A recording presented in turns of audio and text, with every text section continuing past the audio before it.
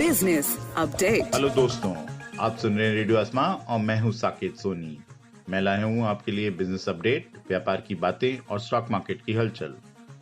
शुरुआत करते हैं कोरोना काल में आ रही कुछ अच्छी खबर से।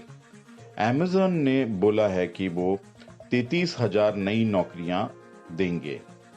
सितंबर 16 का दिवस उनके लिए एक करियर डे होगा, जिसमें कि वो 33,000 नई नौकरियों का अनाउंसमेंट करेंगे।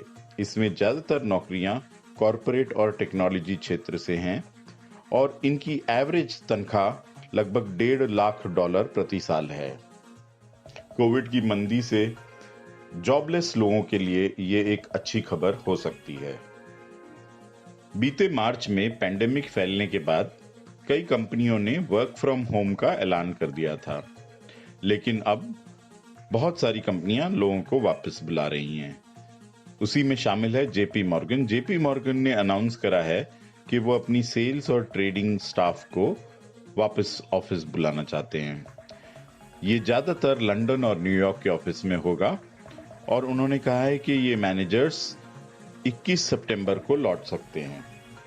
बहरहाल देखना होगा कि ये अनलॉकिंग का फैसला कितना मुनासिब है। सिटी ग्रुप ने अनाउंस किया है कि जेन फ्रेजर अब उनकी नई सीईओ होंगी।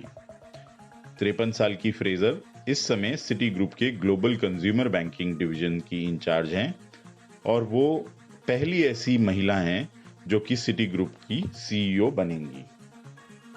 जेन फ्रेजर अपना पदभार फरवरी 2021 में संभाल लेंगी।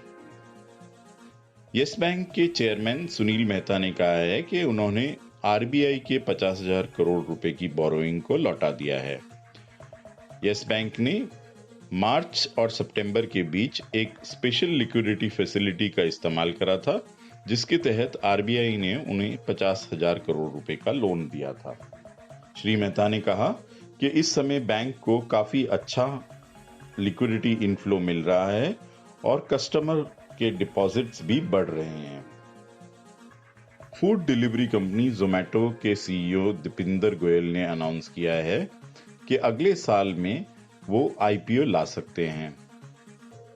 इस समय जोमैटो की वैल्यूएशंस $3.5 बिलियन की है और अगर ये आईपीओ आता है तो naukri.com और makemytrip.com के बाद पहला बड़ा .com आईपीओ होगा। भारतीय कॉर्पोरेट लॉ के अनुसार जोमैटो क्योंकि एक इंडियन इनकॉर्पोरेटेड कंपनी है, उसे पहले इंडिया में लिस्ट करना होगा। इसी के बाद वो किसी दूसरे फॉरेन स्टॉक मार्केट में लिस्ट कर सकती है।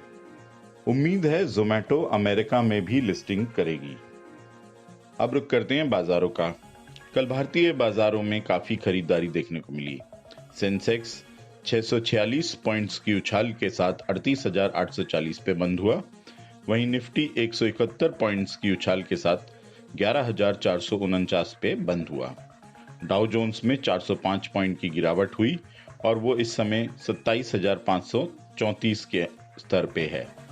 नैस्डैक 221 पॉइंट की गिरावट के साथ 10,919 पे दिखा। वहीं सराफा बाजार में भारत में सोना 372 रुपए बढ़कर 51,774 पे बंद हुआ।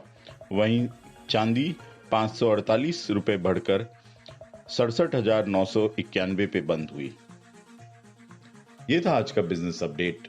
मैं हूं साकेत सोनी और आप सुन रहे हैं रेडियो आसमां। इसके सिवा जाना कहां। Business update.